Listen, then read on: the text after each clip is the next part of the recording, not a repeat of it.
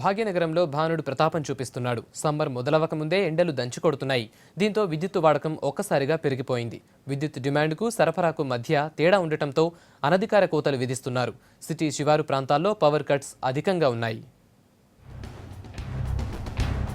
నిన్న మొన్నటి వరకు కూల్గా ఉన్న భాగ్యనగరంలో ఒక్కసారిగా ఎండలు పెరిగిపోయాయి. వాతావరణంలో మార్పులతో గృహ వాణిజ్య అవసరాల విద్యుత్ వినియోగం రెట్టింపైంది.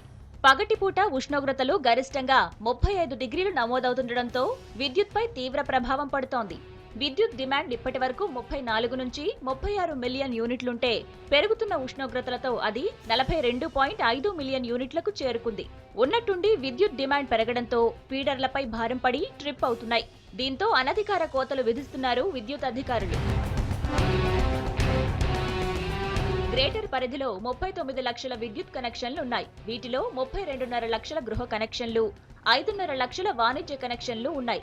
చిన్న మధ్య తరహా భారీ పరిశ్రమలకు సంబంధించి మరో 40,000కు పైగా కనెక్షన్లున్నాయి. వీటికి అవసరమైన విద్యుత్ ఉన్నా పగటి ఉష్ణోగ్రతలకు తోడు ఒక్కసారిగా వినియోగదారుల నుంచి డిమాండ్ పెరిగింది. దీంతో ప్రతి 2 గంటలకోసారి 15 నుంచి 20 నిమిషాల పాటు అనధికార కోతలకు తెరలేపారు అధికారులు. నగర శివారు ప్రాంతాల్లో ఈ పరిస్థితి ఎక్కువగా ఉంది.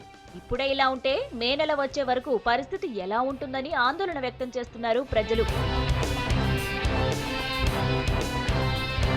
మరోవైపు సమ్మర్లో విద్యుత్ సరఫరాకు ప్రాబ్లం లేకుండా చేసేందుకు అధికారులు వర్క్ స్పీడప్ చేశారు. విద్యుత్ లైన్లకు అడ్డు ఉన్న చెట్ల కొమ్మలను తొలగించడంతో పాటు సబ్ స్టేషన్లలో ఫీడర్ల వారీగా మరమ్మతులు చేస్తున్నారు.